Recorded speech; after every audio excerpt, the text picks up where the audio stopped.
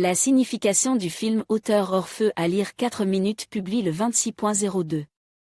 2022 mis à jour le 26.02. 2022 Sweet Woman est un film soviétique qui raconte la vie d'une ouvrière d'une usine de bonbons. Le rôle principal était tenu par la merveilleuse actrice Natalia Gundareva, et l'un de ses hommes était joué par Oleg Yankovsky. Le film est sorti en 1976 et est toujours considéré comme l'une des romances les plus énigmatiques du cinéma soviétique.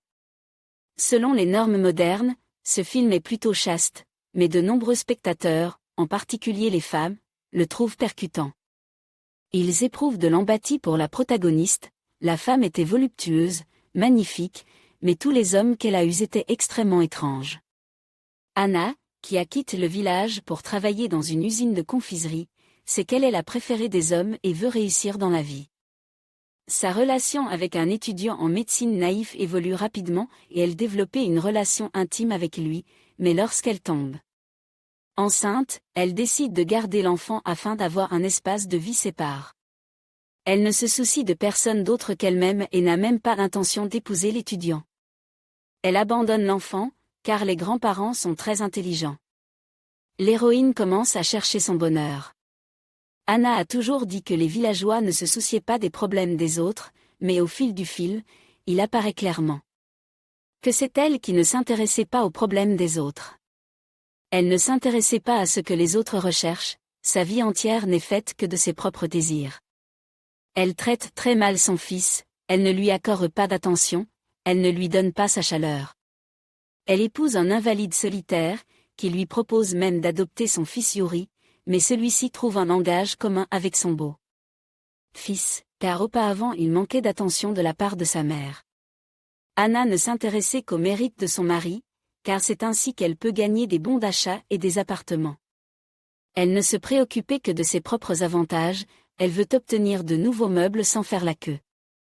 Nicolas est déçu par elle, mais son beau-fils est bien traite, il l'envoie au collège Nakimov, car le garçon a toujours rêve de la mère.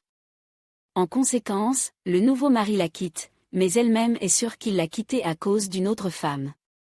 En fait, Nicolas en a assez de son caractère sans âme, de sa vacuité. Sa mère meurt parce que sa fille ne s'intéressait pas à son état, lorsqu'elle allait mal, ne la prenait pas avec elle. Elle ne voulait même pas que sa mère voie son petit-fils lui dire adieu. Tout ce qui l'intéressait, c'était de vendre la maison et ses biens le plus rapidement possible. À ce moment-là, elle se rend compte qu'elle est seule, mais Tikhon croise son chemin. Un nouveau prétendant, voyant l'appartement meuble dans lequel elle vit, décide qu'il ne peut pas vivre avec elle parce qu'elle est habituée à être riche. De plus, elle semble très ennuyeuse. Le fils en veut à sa mère, il se rend compte qu'il n'a pas sa place dans sa vie, elle ne l'attend jamais et il la quitte. L'héroïne essaie d'établir des relations avec Tikhon, mais après avoir vu où il vit, elle se rend compte qu'il vaut mieux l'emmener chez elle, mais Tikhon lui-même est convaincu que sa dame est complètement vide, qu'elle ne lui convient pas, qu'elle n'a pas d'âme, qu'elle est égoïste. Malgré l'apparence d'une femme douce, l'intérieur cache un caractère bourgeois. Au fil des ans, elle a tout eu un appartement, un travail, elle vit assez bien, mais elle n'a pas de bonheur familial. Même son fils s'est détourné d'elle. Tous ces hommes ont compris que cette femme les rendait malades, comme un bonbon consomme en grande quantité. Anna est un type particulier de personne appelée consommateur. Les auteurs tentent d'expliquer qu'elle est devenue ainsi à cause de l'éducation de sa mère, qu'elle a eu une enfance difficile au village, qu'elle s'est endurcie envers les gens, mais que tout cela s'est produit à cause d'un mode de vie erroné.